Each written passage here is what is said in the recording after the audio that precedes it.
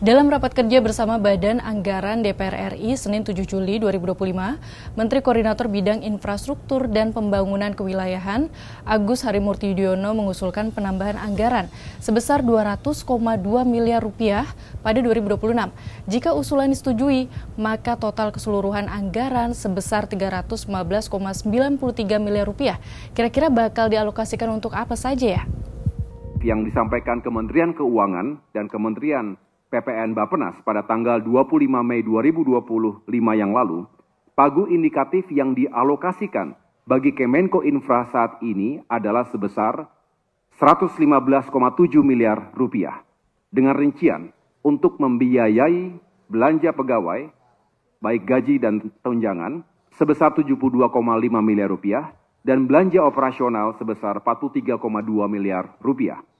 Sementara itu, kami belum mendapatkan anggaran untuk pelaksanaan dukungan manajemen dan pelaksanaan koordinasi kebijakan. Sehingga dalam kesempatan ini, kami sekaligus menyampaikan permohonan usulan tambahan sebesar 200,2 miliar rupiah untuk membiayai program dukungan manajemen. Usulan tambahan anggaran itu bakal digunakan untuk melaksanakan 4 target program, diantaranya untuk pelaksanaan koordinasi pemerataan pembangunan, baik di bidang wilayah agraria dan tata ruang.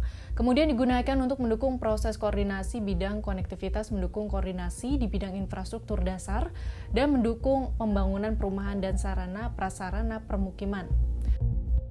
AHY juga mengatakan usulan tambahan anggaran itu bakal digunakan untuk mengawal proyek infrastruktur jumbo di pemerintahan Presiden Prabowo Subianto, seperti proyek tanggul laut raksasa atau Giant Seawall, termasuk juga untuk memperkuat pengawasan pada pelaksanaan proyek kereta cepat Jakarta-Surabaya.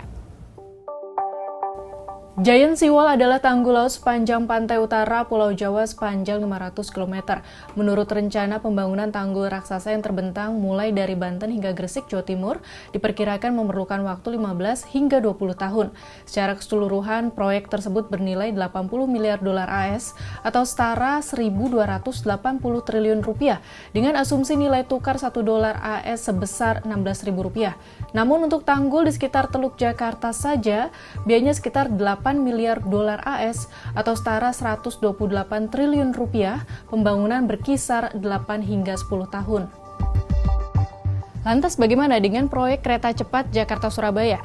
Nah, proyek ini ternyata masih tertunda atau masih dalam prastudi kelayakan yang dilakukan PT Kereta Cepat Indonesia Cina atau KCIC dan penyusunan regulasi khususnya peraturan presiden. Namun beberapa pekan lalu, Wakil Menteri Perhubungan Suntana mengklaim ada sejumlah perusahaan yang tertarik untuk membiayai.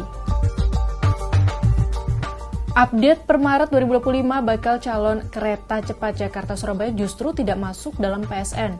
Hal ini tertuang dalam Perpres nomor 12 tahun 2025 tentang Rencana Pembangunan Jangka Menengah Nasional tahun 2025-2029. Menteri Perhubungan Dudi Purwagandi mengupayakan agar proyek kereta cepat Jakarta-Surabaya jangan sampai memberatkan APBN.